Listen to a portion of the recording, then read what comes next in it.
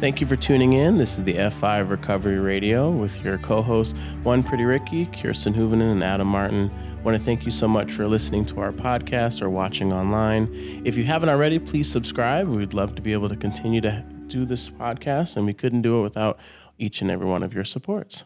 On today's episode, we're going to be talking about validating fears. So it's another interesting topic that I wanted to kick us off with. And so speaking of fears, before we get in... Oh, boy.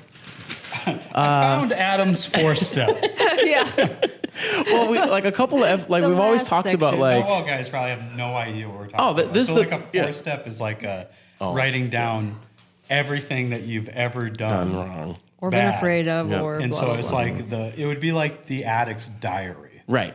Yeah. The most Dun, dun, intimate, dun. personal things. And Ricky found mine and he's about to read it. Yeah. I'm just kidding. He's not. No, I'm not I actually would gonna read die. You'd be But we've arrested. always talked about I have, One Pretty Ricky and we Kirsten, she's Special K. But I feel like, we haven't figured out what Adam's, radio podcast name is. So Kirsten came up with an amazing I list. found the list I made. I'm sorry. Yeah, she made a list and I want to just read off some of my favorites and see which one you like. You're good. So we have, simple ones, right? El Capitan, the Phoenix. We have Magic Martin. That was a pretty good one. I love Justice Martin. That was pretty fun. Oh, get some awesome ones. Lucky Lockup. Lucky lockup. I don't know. Lucky lockup. I was brainstorming. Yeah, Anyway. these are good. And then there's Uncuffed. Were you on the shitter? I don't think so. Yeah, she said that she was probably outside waiting for her kids for something and then just came up with this list. Yeah. Babyface Martin, kind of like a... Well, that's good. I don't. That's kind of like a beard. 50s. Well, it's like a 50s, Yeah, babyface. it's even though like a still mafia. Oh. Like you're thug-ish. I'm trying. Okay. This one I think might be my favorite. Adam the Hammer Martin, because he's too legit to quit. Yeah.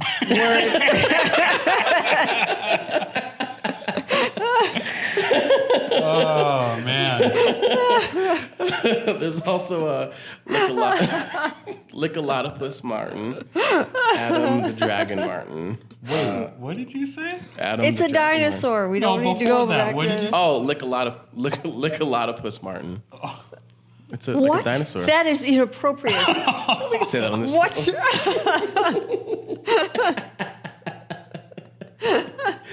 I like this one. Though. I like Converse, controversial. I guess a lot of places without support.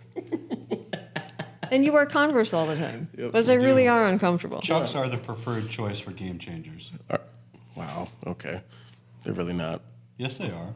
Isn't that what the same? shoe is a better shoe for people who change the game? I mean, just because they were their first basketball shoe doesn't mean that they're the best No, shoe. they're the preferred shoe. That's because all game people I know that are changing the game wear Chucks. And they're flat-footed? Sure. Because that's the the problem with Chucks is they're very not comfortable. I don't because- think of Chucks as basketball shoes. I think them as skateboard shoes because they're flat. Well, I feel like Vans are more of a skateboard shoe. How does flat help you be a skateboarder? Yeah. Because you're on a Like a when you're- skateboard when you're that like- has traction tape on it. Mm-hmm. Kick and And push. the more surface area that you have from your foot on it, the more control you have. Oh, I've never skateboarded. Yeah. And so then when you're doing tricks and things, it's a lot easier. Yeah. Center of gravity's too high. Shouldn't be on wheels. That's Yeah, what you I don't believe. see a lot of tall skateboarders. No, they're usually shorter. Maybe Maybe it's more of a limber thing. Or maybe people in the Midwest are just short. Oh, I think we grow them big here. Ooh. Okay. Well, Midwesty. so we did not come up with a name. Yeah. It's None still- of those stuck out? You sure? No, the one that stuck out when I ran for county commission. Yeah. A girl put together a meme, and it was they called me the jail guy. So when I was running for county commission, That's what you went as. who's essentially funds the jails, was we should Adam the jail Jail guy. guy. Adam the jail Yeah. guy, Martin. Yeah. The jail guy. There you I go. really did fall in love with the hammer, though. That was Yeah, really... The hammer was pretty solid. You're the only one. I know. It's okay. I can just call you that on my own. What up, Hammer? Well, maybe you can come up with some for a future episode, we'll unveil your Oh, well, I mean, podcast Princess name. Daddy. Princess. Yeah, I do That's- like that one that's too. what Yeah. my daughter's Yeah, that was a Yeah. good one from last week.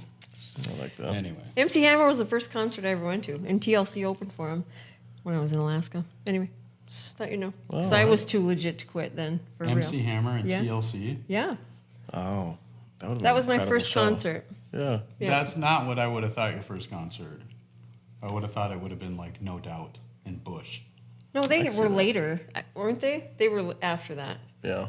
Yeah. I went to a They lemon. had to have been around 96.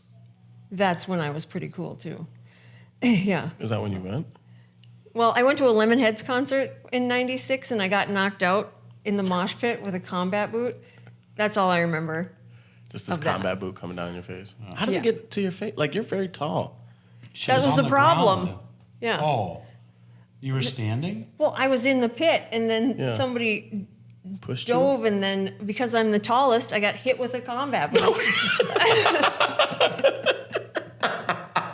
So it wasn't like a sexy way to go out. But No, anyway, that puts I still it like the Lemonheads. in the face for Yeah. a very different perspective. All Yeah. right.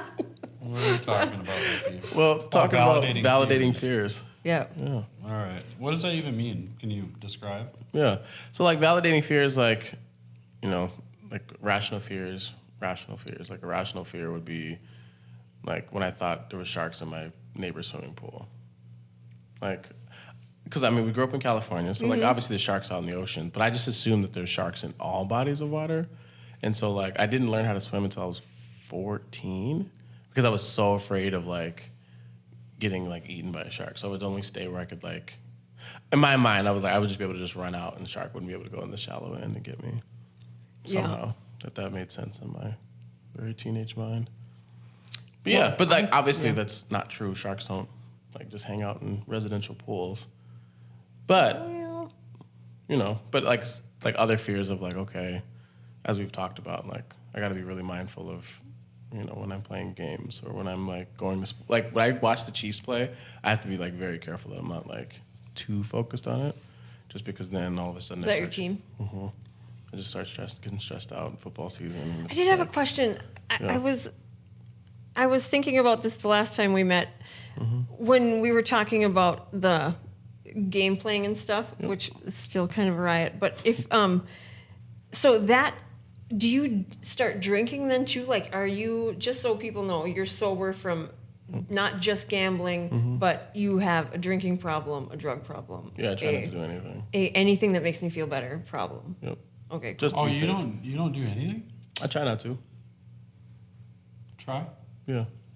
I mean, Try to I'll pick up your cup. Oh Lord, here we go. Life lessons. Oh, that was a good one because I snorted. I was like, okay. Yeah, like, I mean, I'll drink from time to time, but Yeah. like, I won't. But you don't have a drinking problem. No. Yeah. I don't have, Like, a so drug when you, problem as far as I your know. addiction didn't transfer over to other things. You just choose not to participate. Right. Because I did drugs and I drank with gambling, but the gambling was like what always just stuck. Yeah. Yeah. Yeah. I'm the same way. Like I've done drugs and I've drank, but drinking was like, Right. it felt like impossible to quit. And when I quit doing meth or I quit doing coke or whatever, like I just quit. Like I didn't have to go to a program specifically Yeah. for it. Right. And if I wasn't drinking, I wasn't doing drugs. Like that was just kind of how I'm cut. Yeah. You know. Yeah, because like IV drugs. But I don't do drugs. Yeah. Yeah. Even though, and it like, was just like, all right, I don't want to keep sticking needles in my arm. I don't want to keep sniffing Yeah. all sorts of random things. But So, I mean, because I love that we have like a different perspectives and we can show people different ways of recovery. Right. So just to be clear, you quit smelling cocaine, but you still drink sometimes. Yep. Okay. All right. But it's the gambling. If you start gambling, does that kind of start this chaos where then you abuse other things? everything. Oh, so the Or vice actual versa. addiction will trigger Everything things else. to become more addictive for you. Right. But if you're not gambling, you don't really have an issue with all the other things. You just Right. choose not to. Mm-hmm. Yeah. Just because I don't want to make it easier. Yeah, I to suppose. start. I mean, the only time I ever really did meth is when I was drinking. Right.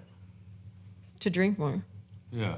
Yeah. Like I would get drunk and then I would do some meth, Right. and I would like sober up, Right. Yep. and then I could get drunk again. Right. It was like when I found that out, I was like, why have I not been doing that? Yeah. And then, well, it's always in my mind. It's like, all right, sweet. Like, if I start gambling, I'll drink, because then it's like I'm gonna be somehow my math for blackjack's gonna be better, or like it just all sorts of really twisted things that Like I drive better when I drink. So like my mind just goes to that. Like it's like that's my gateway, if you will, to just doing other things, because like, oh yeah, Coke sounds like a perfect thing to do before you play poker. Because then I'll just be wired and they won't know what I'm going to do next. I won't know what I'm going to do next. And then it's just like it's a whole like spiral. So is that a fear of yours? Like that the drinking, maybe that gets out of control and then you start gambling again? Or that I'll like do other drugs. Because I Yeah. haven't like, So you don't fear like having a couple drinks might lead you back to gambling? yeah. Because I never drank first and then gambled. I always gambled and then just happened to be I don't know, drinking. dude. Yeah. I mean, I'm not telling you what to do, but I mean, just from my own experience, my morals, even if I didn't have if I was just having a couple beers or whatever, they tend to, like, excitement becomes a big deal for me. Right. You know what I mean? And so, I would just be Yeah. careful, because it's really easy to rest on your laurels, is what Right. we call it, when you start. Right. Yep. You know, Oh, yeah. I mean, there's a reason that DUIs can affect anybody. Because when you've had a couple beers and you just like, oh, I haven't had that much, and then you don't want to get a ride home. You'd rather just Yeah. have that control to drive home or whatever, and then you get a Right. DUI. Yep. You know what I mean? Like it's just you would never let anyone around you do that. Right. So. But I've met people But that that's cool if you like it. Like Yeah. if you yeah. they, I mean, I have to. quit meth and they still drink and it's total and they do it normally. And I just think, how in the hell? That would not, I wouldn't be able to do it. I just commend you that you're transparent enough to, because that really could help people too. Because I think a lot of times some people maybe don't have the whole, they aren't triggered by everything that makes them feel good, like I am, but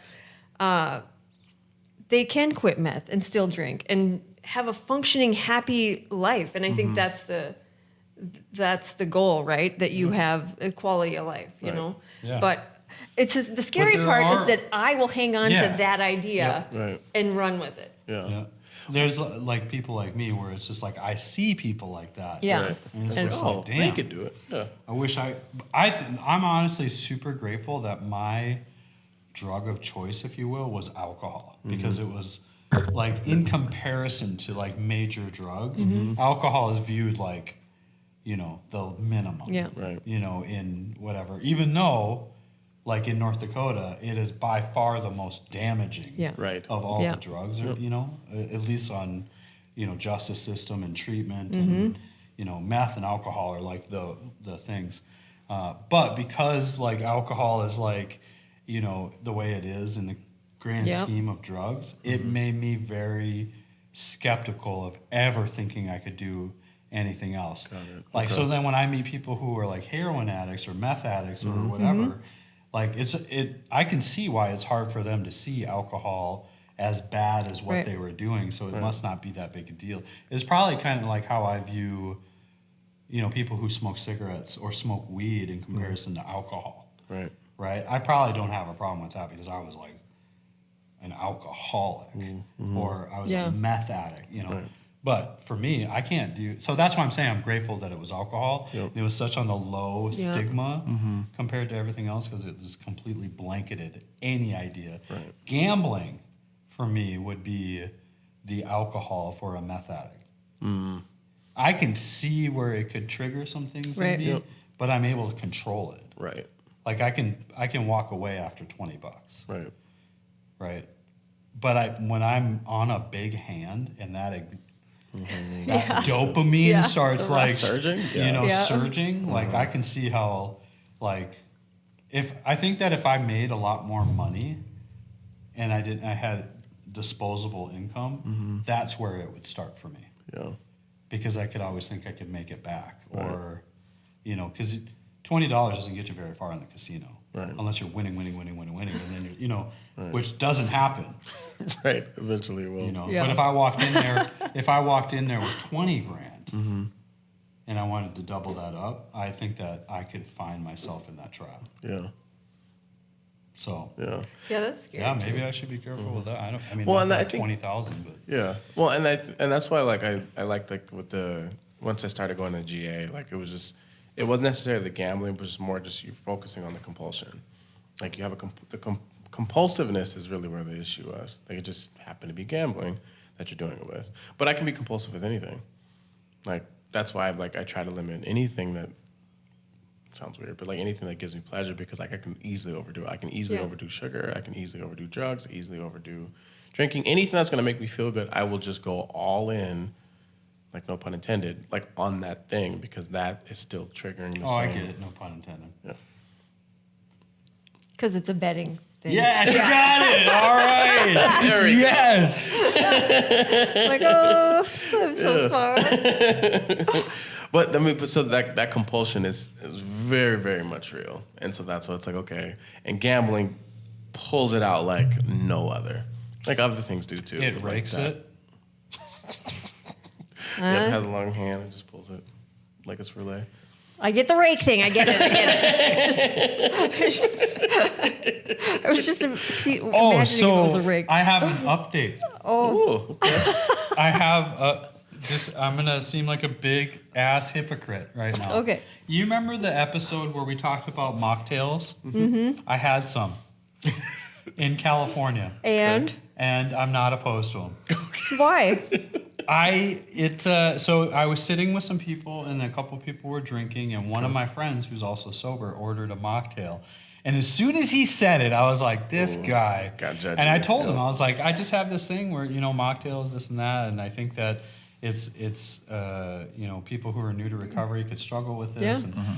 And then I had one, and I'm like sitting there, and then I got to the point where I didn't even realize that I'm like having one.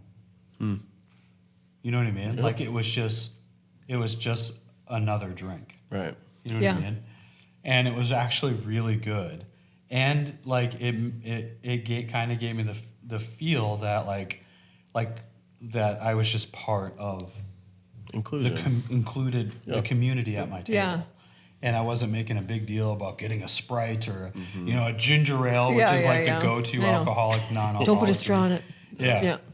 Don't put an umbrella in my ginger Yeah, ale yeah, or yeah. whatever. Like it was just I ordered a mocktail and it came, and then we talked about it a little bit, and then we just moved on.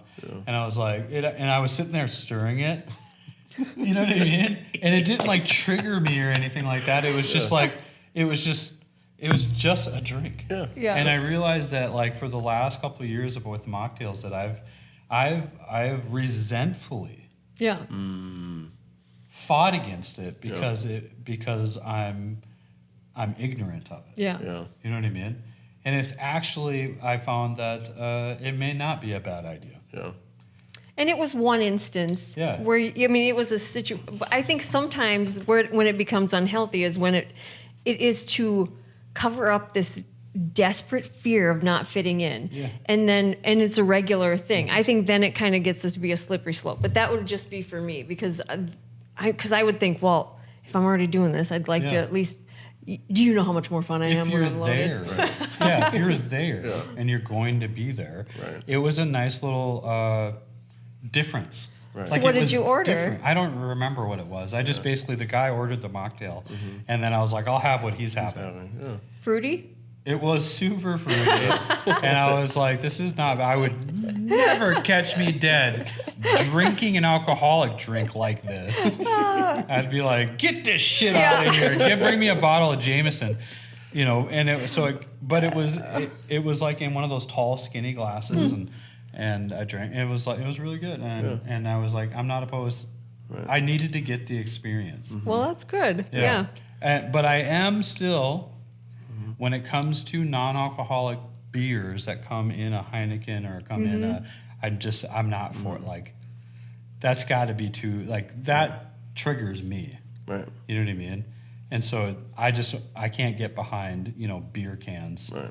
that look like, because I actually came across some that said that they were non-alcoholic, but then you read the label and it has alcohol in it. Yeah. You know, so like It's low enough. so my recommendation is if you're going to partake in it, just make sure, because if there's going to be an accident that happens with a mocktail, it's going to happen in a mocktail. Yeah. Like when you order just a Dr. Pepper, there's it goes back there and it's like the guy wants a Dr. Pepper. When they order a mocktail and they start making, and if it's similar to other drinks, there could be a chance. So make sure you smell it. You know, make sure that if you order a non-alcoholic beer, you read the ingredients, because if you're an alcoholic, because it could trigger something inside. It could. And it probably didn't for you because you never ordered those things when you were drinking. You either like threw the cap away on a bottle or, you know, had beer. So, but for someone who did have those, you know, it could be different. The other thing too is there was no, like when I go to JL Beers or something and I order their 1919 root beer, they bring it in like a pint. Frosty mug. And so then, you know, I could argue that because when I drank beer at the bars, that's how I drank it.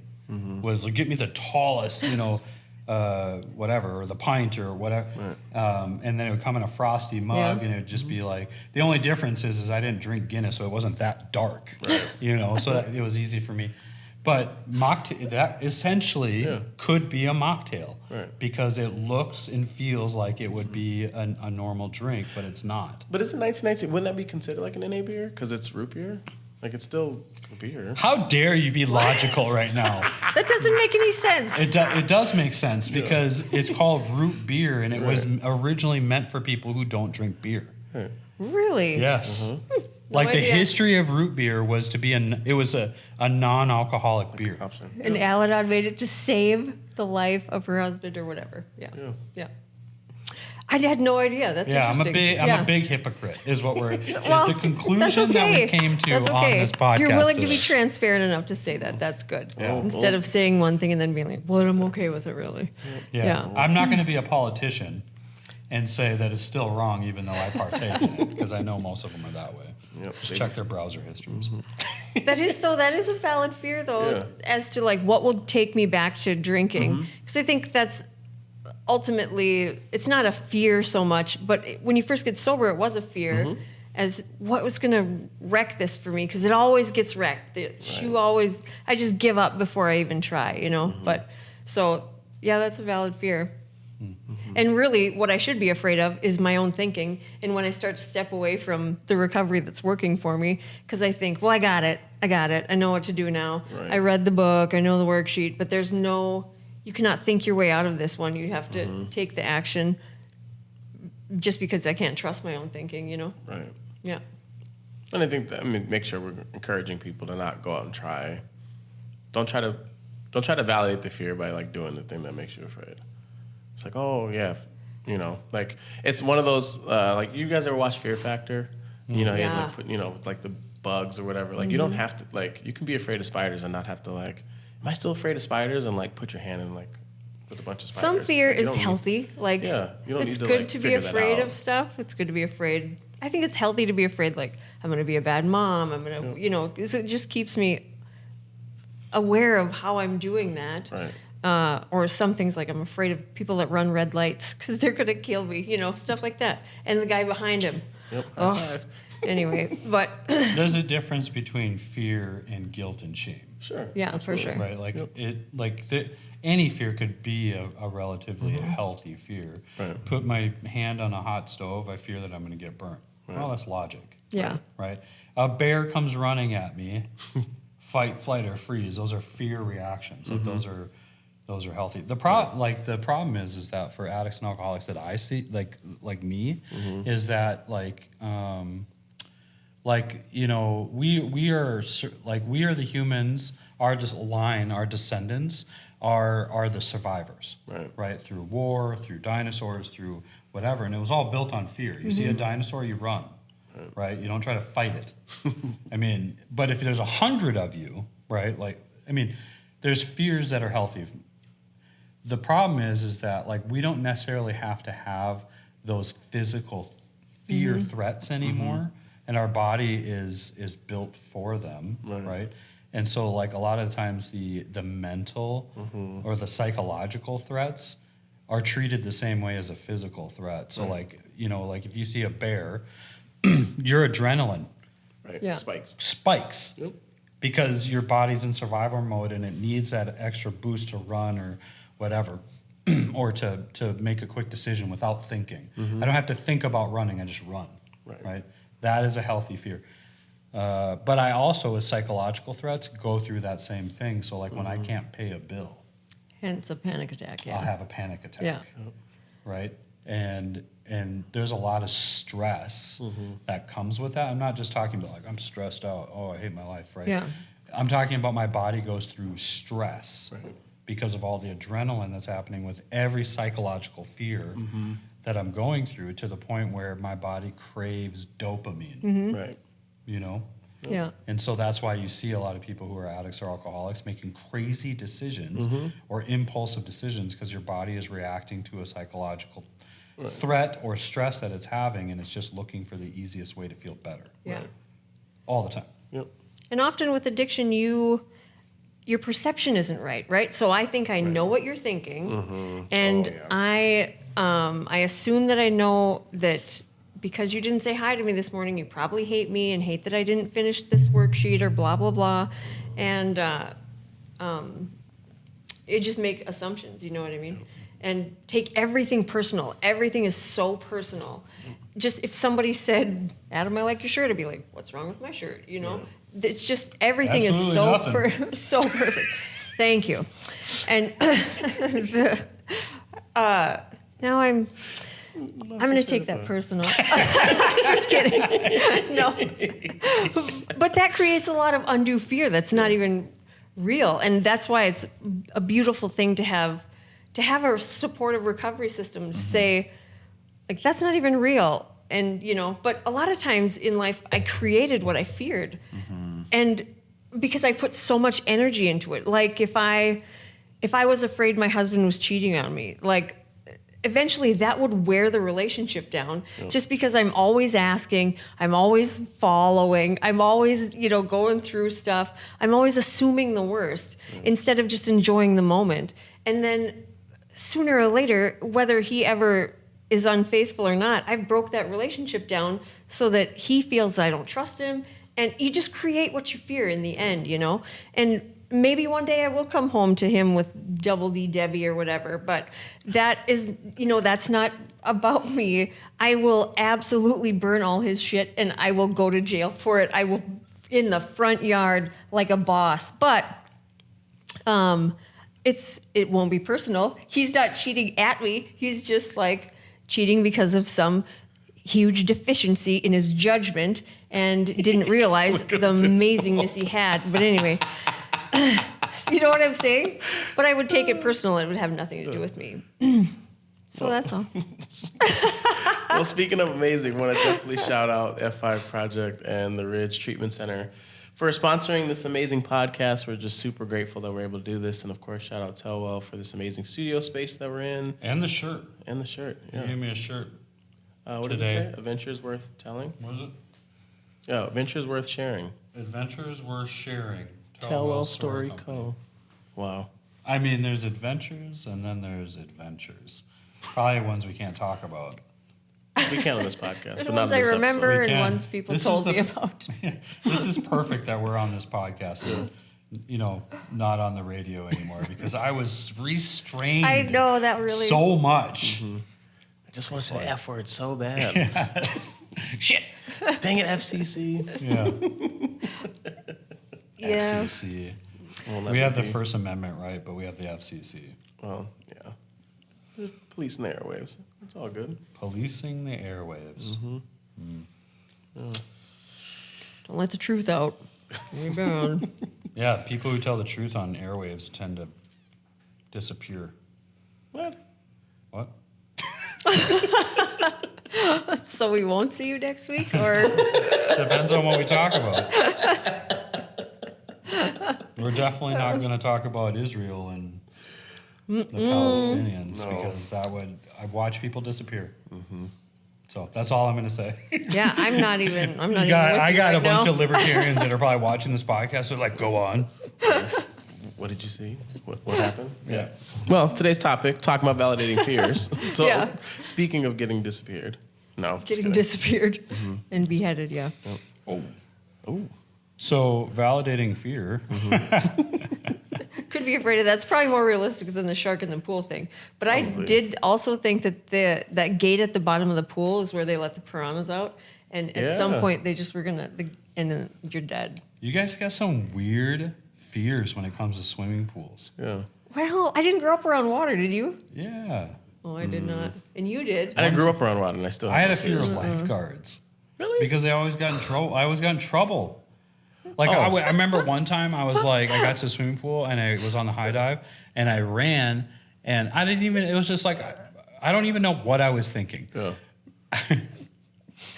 But I ran off the high dive. I jump. I turned towards the lifeguard. I grabbed my balls and I was like, suck it. And then I went underwater and I was like, what did I just I done? do? And I was like, I'm going to swim as far because the big, the diving part is connected to the pool. And I was like, I just kept swimming. Your lungs are burning. And I was like, yes. And then as soon as I came up, like there he was. Oh, was it him too? It was a him. And he just stood over me. He was like, You're out of here. you're out of here. Yep. I was like, I don't know why I did it. He's like, it doesn't matter. Yeah, you gotta go. Yeah, but it was so one of those funny. like once I figured out how to learn how to swim, I was just trying to I felt like I was making up for lost time. So I remember we used to have this pool in Pasadena, so it was called Parish, and they had this the highest dive was the platform where it just doesn't dive, but there was this cute lifeguards, which is weird that you didn't like lifeguards because all our lifeguards at this place. No, were I thought the he was cute. A lot thought of the he was female cute. lifeguards were pretty. Yeah. But I just had a problem with authority, male figures. that's and what it so a was. lifeguard was had a whistle. Yeah. Oh, You know what I mean? They're whistles. old school bobbies from England. Blowing their goddamn whistle all the time at me. With a little baton gonna hit you over the head with it. Yeah, except it was like a lifesaver. Oh, yeah. They're just cops on water in swimming pools. I don't know how people don't see this. In Speedos. Don't let the refreshing good looks fool you. At the end of the day, they're police. They will hit you over the head with their lifeguard. Yeah. Little. I didn't see other people that were swimming saying you can't be here anymore or you're in timeout. They should put little lights on there, little siren lights on there. On their There was- Speedos. Yes. Yeah. I mean, there was other people there that were snitches. There's only one should've thing you should gone snitch down. about in the pool is because someone took a shit in the pool. Right. Like, And that's you go tell obvious. on that guy. Yeah. That's like some mental health crisis. yeah. I'm just grabbing my balls No, I and don't jumping think off the that's- high dive and, like- and yelling, suck it. Man, I mean, the 2 times I pooped in the pool wasn't a mental health crisis. It was just I didn't want to get out. What? What? What? What? What did you say? I actually times pooped in he a. I pooped pooped in in a a You pool. pooped in a pool? It wasn't on purpose. I mean, it was. It was on purpose. It was on purpose, but it wasn't a mental health God crisis. It was damn. just I didn't want to get out. And I was like, I was just having too much fun. If we ever put together an F5 retreat or something like that, you are not invited. You were just having so much fun, but isn't the fun over? All right, once it's time to go to the poop pool, comes? guys. Ricky, that's your cue to leave. I was Two little. times I Like, pooped in a pool. You were little? yeah, I mean, the one time I was little, then I was a teenager. Do you the second remember time. it? Yeah, You remember shitting in a pool. yeah. Yep, I definitely pooped in my neighbor's pool. Oh my sorry, God. sorry, Drew. That's my I neighbor. never thought the conversation would go Did that you way. just make an amends on this podcast? Did I you? need to Did you ever amends. make that to them? Did you ever go to them and say, hey, Yeah, I mean, I was you wrong kinda for knew shitting in your pool. pretty quick. Like, It's like somebody pooped in the pool and just like try to play it off. And I mean, it's a bunch of people, so like it's easy enough to like Blame somebody else. yeah. But the problem was I was the only one like in the shallow end, so then it was pretty obvious that Shat I did in it. the What did shallows. you do? What did you like? You I was I was like, did you just watch it float? Doesn't it get stuck in your undies? You just sit, oh, it was Then you in gotta your wait. yeah, it wouldn't like Oh, man, float you out. didn't shit in a pool then? Yeah, but you it was shit like- in like- your diaper. It wasn't a diaper. It was like the swim trunks that have Yeah, the yeah. like Oh built-in man! diaper. Yeah, it was Oh, like yeah, it, like the cage. fishnets. it went to the fishnets. It was a mess. I had to leave. And the second time it was in the lake, and that time I didn't have mesh, and that one did float, and that was. That's a I got lake. out. I mean, It's still, yeah, but fishing. whatever. Yeah, I know, but it was different. Like as long as you make your way yeah, exactly. away Just- from everyone. Yeah, Yeah. just- yeah, just You could go write a away. song like "Shat in the Shallows" instead of "Rolling in the Deep" or whatever it is. No, We'll he be can't. his backup singer. No, he can't. He's a DJ. He's gonna do this now. Oh my gosh. Shat in the Shallows. That's the name of this podcast from now on. Shat in the Shallows. That's probably more fitting. Well, that would be a fear. I would be afraid to swim Shat. with you.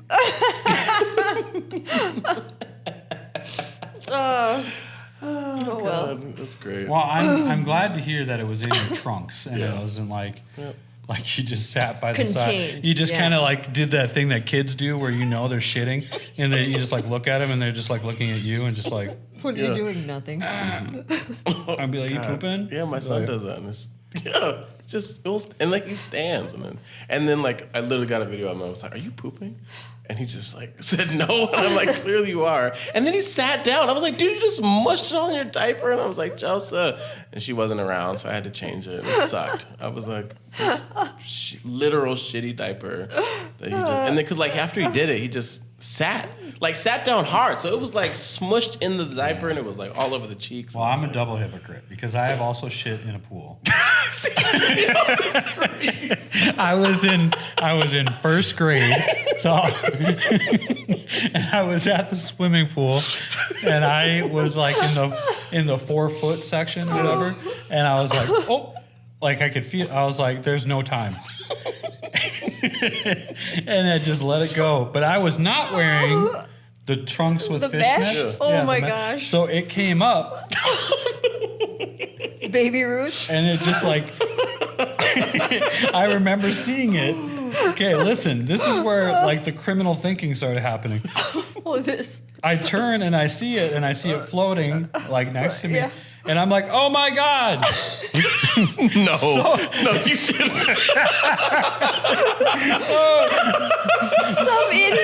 Some idiot. Someone pooped in the pool. And I'm pretty sure it was that guy. And it was like a 3-year-old child. And then they had everyone exit the pool. Oh, it was like a absolutely, yeah. whole process. They have to disinfect Yeah, all they have that. to like drain the pool. Yeah, yep. Yeah. And then refill it and do all the chemicals and oh my I have one other story. So I was in kindergarten. Oh God. We're gonna have to call this "Shat in the Shallows" Yeah. episode. I was in kindergarten, and then we were flying from Alabama to North Dakota. Okay, and I had never. I walked into the bathroom at the airport, kindergarten. Okay. Yeah. And I look around and I was like, what are those? And they were urinals. I had never seen a urinal before. Okay. And I was like, that's a weird toilet. Oh dear. And so I walked over to it and there was no one else in there. So I didn't like, and so I pulled out my pants and I sit on the urinal because it was like one of those halvesy ones where it was like up, and I crawled up in it, put my butt in the urinal. no. On the and cake? On the urinal I don't cake? think they had cakes then. This would have been, I mean, more than 30 years ago, right? 35 years ago or whatever. And so I'm like sitting there and I'm just like pooping, and all of a sudden a guy comes walking in and he sees me. And then he just proceeds to use the urinal next to me and like goes to the bathroom. And then the next guy and then the next guy. No one said anything.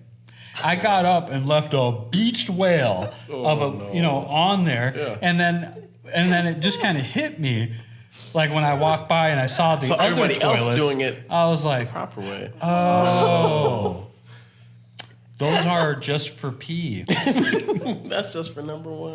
Oh, this whole thing's disturbing. I can't even. Oh man, That validating fear. you got fears of sharks in toilets. That'd be bad.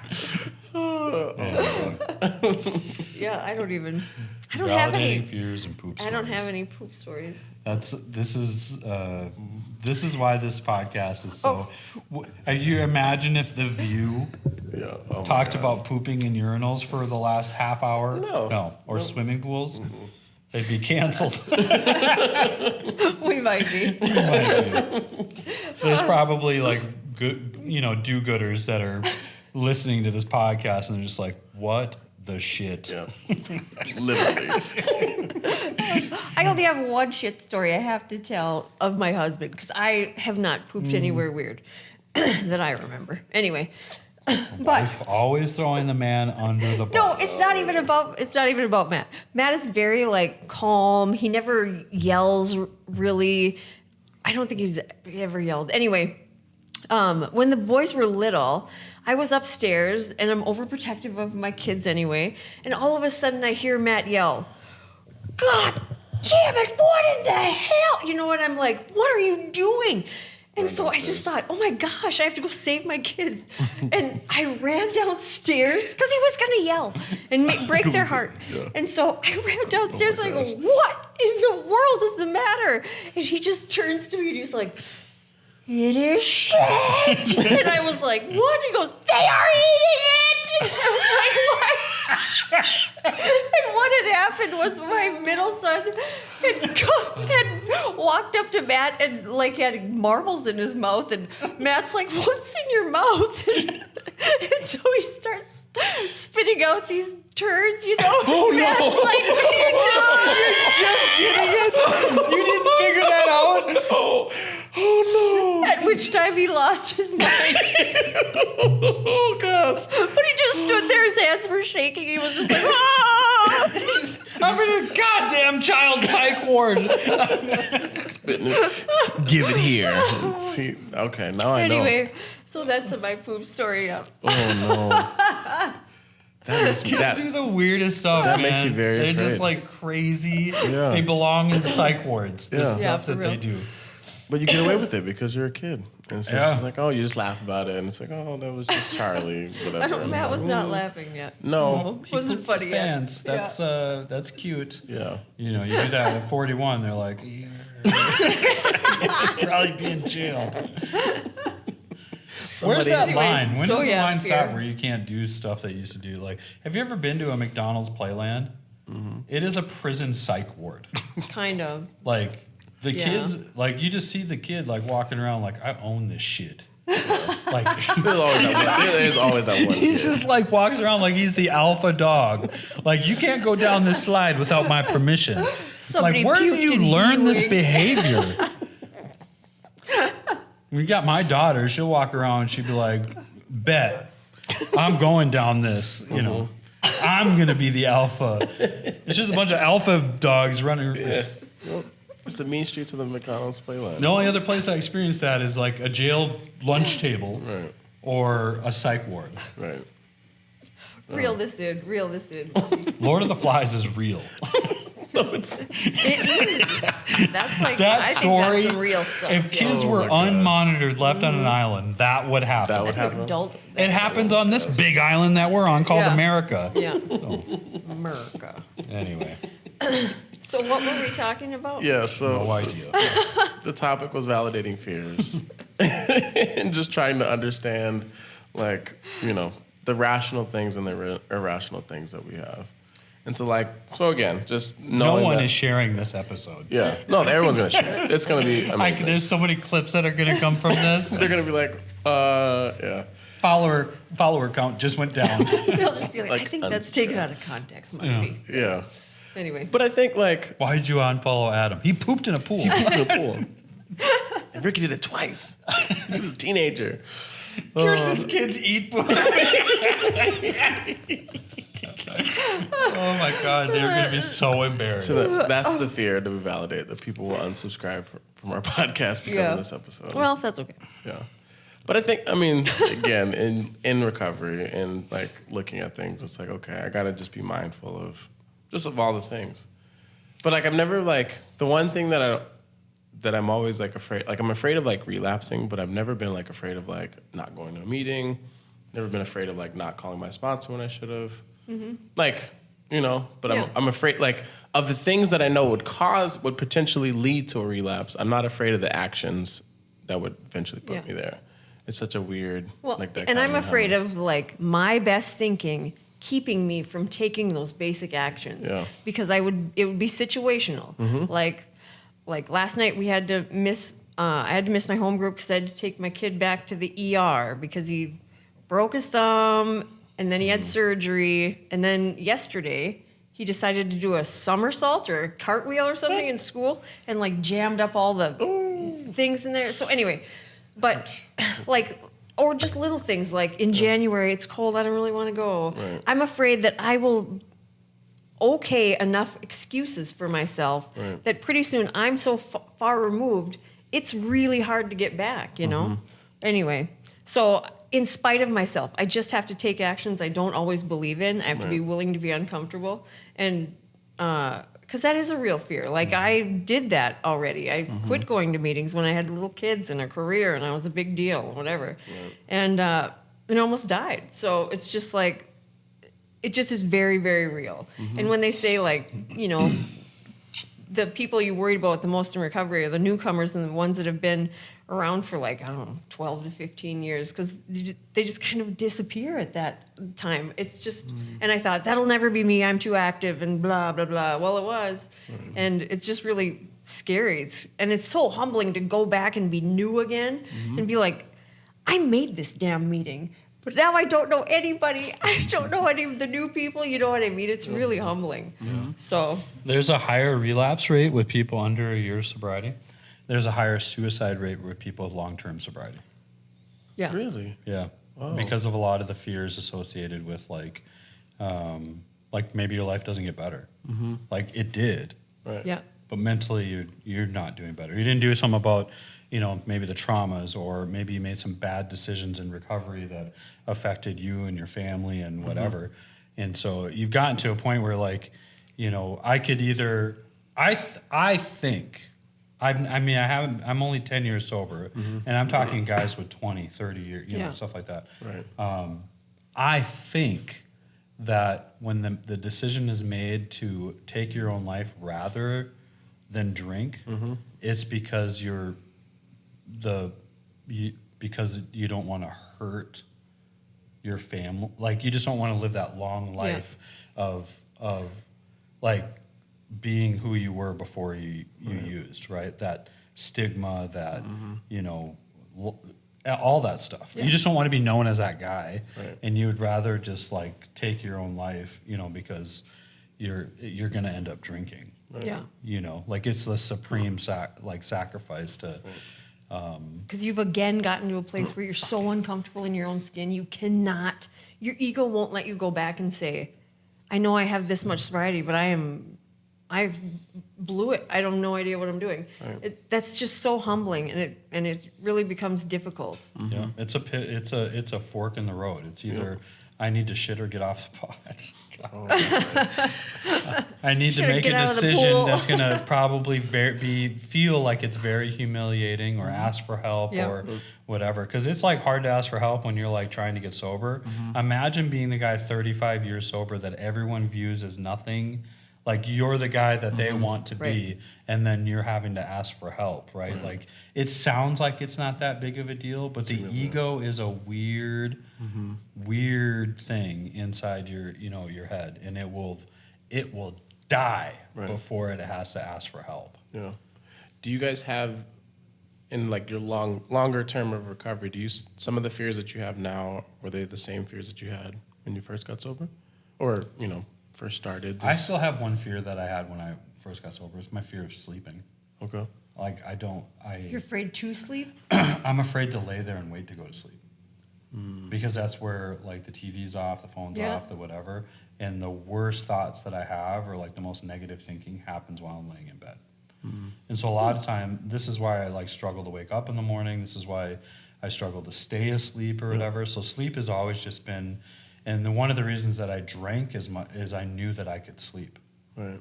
And it did. Every time I got drunk, Yeah. I slept. Right.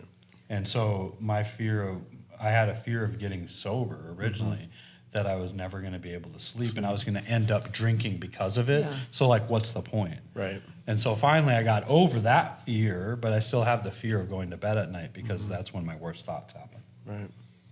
Okay. Kirsten, what for you? I don't know. I think when I first got sober, it's just different fears, right? Now I have middle class problems or whatever, but I think initially the fear, what gets you sober is the fear of consequences or whatever. And I just thought, I think I've always had the fear that really deep down I'm not a good person, and I'm not, like, I am as shady as some of my behaviors are, but that just, it's always like the fear of being seen as insignificant or whatever, and I think that kind of continues over the years, just because you go from when somebody's, it's just, I don't know why this is such a big one for me. When somebody says, what do you do for a living? I'm like, well, I'm a mom. But like, I'm smart and I did shit and I had a job and I like know stuff. You know what I mean? Like why is it so terrible to just be a mom? But it just hurts my ego. But I think the fears just change with the things you have. Like now that I have kids, my biggest fear is that I'm not a good mom. And I think before it was probably that I was going to end up in jail for a long time or whatever. You know what you should say? What? You should say you're a warden of a transitional living center. No, what do you do for a living? I'm a warden for a youth transitional living center. Oh, that could probably, yeah. We do house one yeah. adult inmate. Like when Christy was pregnant, we were having a baby. I used to tell people that that baby's exit date was coming Yeah. up soon. Getting released. She'll be on paper for 18 years. No kidding. Yeah. But there's no job I would rather have. I'm so, that's the most fulfilling thing. And they're not there forever. They just they grow up so fast. But anyway, so yeah, I think that fears have just gotten easier because I know how to handle them now. Right. And I know that, like, I just need to talk to somebody because that fear's not real. You know what I mean? Or that's my perception or whatever. Yeah. You? I think for me, kind of the reoccurring fear is just the fear of like taking my life. Because the first time, the same day that I like admitted I was a compulsive or that I had a gambling problem, was the first time I ever had suicide ideation, because I had never dealt with that before, or I never had that happen to me before. But so like I associate like admitting that I have a gambling problem with wanting to kill myself, and so I'm just afraid of that happening again, of getting to that point, either with a relapse or whatever it is, of having that experience again. Yeah. And so like, and it was wild. So then I had that same, I think it was April, I had suicide ideation again, and it wasn't because of gambling. So then now I'm even more afraid of okay, if this can just happen out of nowhere, Right. like I need to continue to my meetings, but I need to talk to somebody, I need to figure out some other things, Be vigilant. because I didn't know. Did you fear having those conversations? Yeah. Yeah, because it's kind of like a bomb dropper. Because Yeah. you're just like, I have a problem with gambling, Right.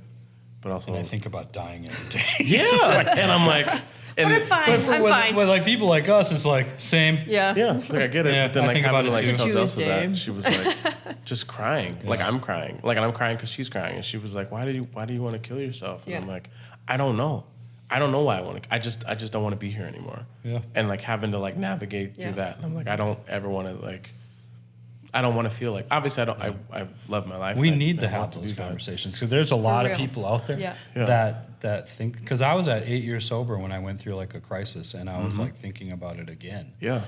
Not actually doing it, but what my life would be like if I did, and what other people's and in my head, your ego is such a weird. It's the people will probably be better. Yeah. Yes, they'd be and then I better started off doing without that. I was me, like, yeah. yep, she would be able to just be a single mom. She'll find a better husband. Like all these things that are just Yeah. going to be so much better because I'm not around. Yeah. And then I was like, yeah, this just makes the most logical sense to just do this. And I think on the next Yeah, episode, say we should that. talk about how we got through that. Yep. Yeah, And talk that's a big about some deal. of the processes with it, because it's this is a thought. There's a lot of people having these thoughts that aren't transparent about it. Yeah. And having a place to kind of listen about it, I think it would be a good idea. Absolutely. Because they're like, your life is so good though. You Mm-hmm. are, you know what I mean? People look up to you, blah blah blah. That doesn't have anything to do with it, but Right. but isn't it ironic that the darkest days of our whole lives, the ones we thought were going to crush us, have catapulted a career actually, Yeah. and like opened more beautiful experiences and doors than I could have ever thought I wanted. You know what I mean? Anyway, so it's just about, you know, taking your situation and making the best of it and just continuing to have hope and being willing to walk through doors that open for you instead of staying stuck in like, well, that didn't work out and that didn't work out. Well, yeah, it didn't. So move on, you know? But to think like, you know, you were on the front page of the paper, I think you were too, for something you thought was going to just ruin you forever. And here you are. Yeah. Yeah. It's crazy how that turned. And that's just like April, so Ricky was 3-4 months at that point. Yeah. And so now he just turned 9 months. It's like I wouldn't have been able to see that. Had I did that, I never would have been able to see him grow up. I never would have been able to experience any of the things that I'm getting to experience Objectively, now. there's never a good reason to actually take your life. Thank you. I should have said that. 100%. Yeah. Like there's no legitimate reason. And everything can be workable, work-outable, Work-outable. and processed, and there can be solutions. It can always But get better. your head yeah. will tell you different. Oh, absolutely. Like And there's that's the no mental way part of out. this is like it's insidious and it doesn't go away just because you Do you get know sober. what insidious means? No, I think I do because I think I used it right. It's like Chinese water torture. It's like it's not like the movie Insidious. Like if you ever watch it, Yeah. it's not like an actual like all out like horror murder film. It's like these little Things that just add thoughts of insanity of like it's almost Oh, like yeah, yeah, gaslighting. yeah, yeah. It's like, you know, these little things that are happening Yeah. that cause you to think that you're crazy. Is it real? Like, and it's a form of torture. So like the insidious thought of the first drink, Right. Yeah. right? Like Yep. when I'm thinking about drinking or whatever, it's that I'll just have one. Like it's just thoughts over and Yeah. over and over until it finally, bam, Yep. it happens. That's insidious. Yep. And it's the same thing with thoughts of suicide. It's the same things with thoughts of even bad behavior or the Yeah. first drink or whatever. It's all insidious. And it's almost a form of like It is torture. torture. Yeah, Yeah. it is torture. So Yeah. Because you know it doesn't make sense, but you can't make it not make sense. Right, Anyway, blah blah blah. well, it's about that time, Ricky.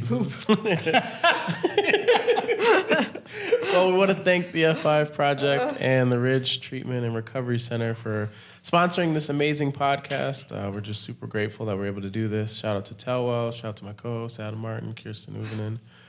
This has been great. Really awesome episode. Be Yes. sure to check out the Chains to Changed podcast. Oh, man, so that's great, yeah. Coming out of the North Dakota State Penitentiary by Zach and Antonio. They're doing an episode every 2 weeks. So if you want to see more about them or this podcast, check out f5project.org/podcast. Yeah, that's awesome. And that's how the cookie crumbles. So, okay, anything you want to share before we get out of here? Nope. I just keep thinking of the Kmart ad, like I shit my pants, I shit my bed, you know. Anyway, that's all I got. Don't fear shipping. This is One Pretty Ricky. Have a great day in recovery.